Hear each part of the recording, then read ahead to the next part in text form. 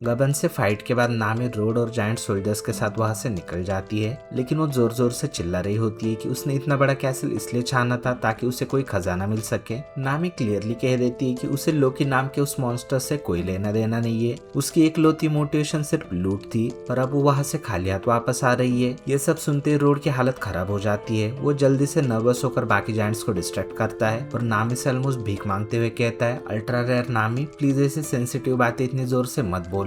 इसके बाद scene cut होता है फ्रैंकी पर, जो रिप्ले के साथ एडम ट्री का टूर ले रहा है। फ्रैंकी देखकर बहुत शॉक होता है कि पूरा का पूरा एल्बम एक्चुअली इस मैसिव एडम ट्री के ब्रांचेस पर ही बसा हुआ है। फिर रिप्ले बताती है कि उस ब्रांच के एंड पर कभी हॉगन नाम का एक विलेज हुआ करता था, पर एक दिन वहां पर लाइटनिंग स्ट्राइक हुई जिससे उस पुरानी लकड़ी में भयंकर आग लग गई। आग को पूरे पेड़ में फैलने से रोकने के लिए जायंट्स को मजबूरन वो पूरी की पूरी ब्रांच उस विलेज के साथ काटनी पड़ी। ये कहानी सुनकर फ्रैंकी एकदम सीरियस हो जाता है। उसे फौरन समझ आ जाता है कि चाहे एडम वुड कितना भी स्ट्रॉन्ग क्यों ना हो, लेकिन एल्बाब की सबसे बड़ी वीकनेस फायर और लाइटनिंग ही है। इसके बाद सीन शिफ्ट होता है एल्बाब की पार्टी पर, जहाँ पर पूरा विलेज और हमारे स्टार्स एक मैसिव फीस्ट एंजॉय कर रहे हैं। नामी देखती है कि उसको पूरा टून हो चुका है, लेकिन जब वो लूफी और जोरो के बारे में पूछता है ना, तो नामी झूठ कहती है कि वो लोग घूमने गए। सांजी नोटिस करता है कि जर्ड भी गायब है, और सांजी की ऑब्जर्वेशन एकदम सही थी, क्योंकि जर्ड उन जख्मी गार्ड्स का इलाज करने में बिजी थी। वो गार्ड्स की हालत देखते ही फौरन समझ जाती है कि ये इंजुरीज किसी छोटे लेकिन बहुत पावरफुल इंसान के अटैक से हुई है। जर्ड तुरंत वहां खड़े रोड को इंटरोगेट करना शुरू करती है। रोड का चेहरा पसीने से भीग जाता है और वो कहता है कि वो तो सिर्फ अपने ब्लॉक कैसल के लिए इंस्पिरेशन लेने साइट सीइंग पर गया था। तब उसने देखा कि गेट्स टूटे हुए और गार्ड्स जख्मी है। जर्ड तुरंत उसके झूठ को पकड़ लेती है, लेकिन प्रेटेंड करती है कि वो उससे बिलीव कर रही है। फिर रोड मन में सोचने लगता है कि वो एक्चुअली चाहता है कि लोकी आजाद हो जाए और आइलैंड से बाहर जाकर दुनिया में तबाही मचाए। इसके अलावा वो शैंक्स के हमशक्ल के बारे में भी सोचता है, लेकिन इससे पहले रोड अपने थॉट्स में आगे बढ़ता।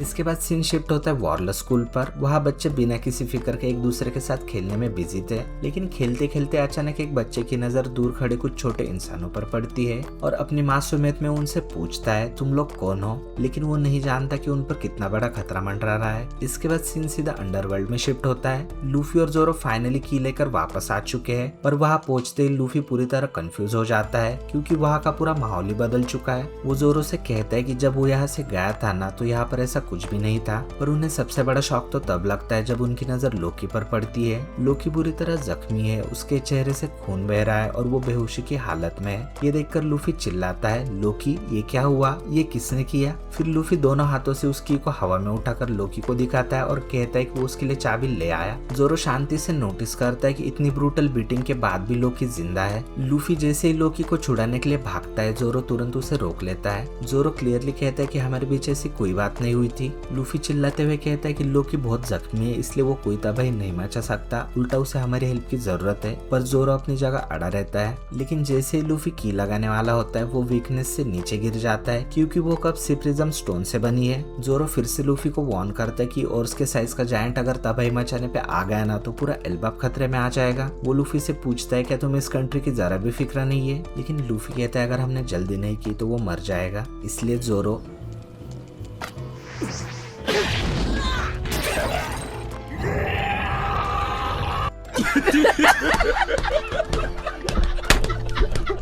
लोकी का खून और घाव ध्यान से देखने के बाद जोरो कंफर्म करता है कि इंजुरीज 100% रियल है। लोकी कोई नाटक नहीं कर रहा। पर जैसे ही लूफी जोरो को चाबी देता है,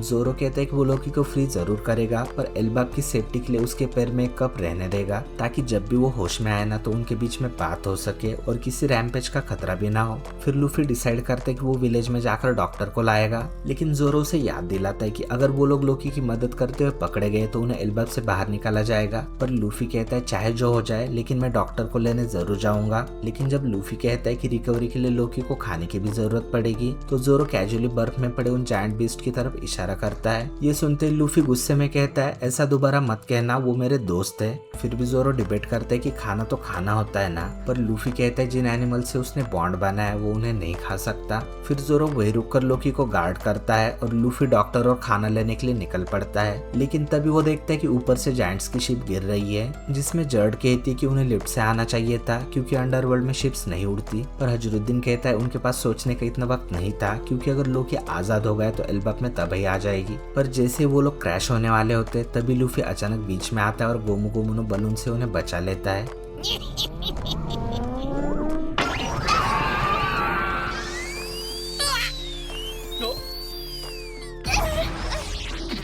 हजरुद्दीन कहता है जैसे उन्होंने रोड से सच निकलवाया वो भागते हुए यहाँ पर आए। हजरुद्दीन पैनिक में लूफी को वार्न भी करता है कि लोकी को बिल्कुल फ्री ना करे। वो बताता है कि लोकी की विल मॉन्स्टर है जो बचपन से ऐसे ही है और वो अपने दोस्तों को भी मारने से नहीं हिचकिचाता, वो इस दुनिया का दुश्मन है। いや、もう手遅れというか。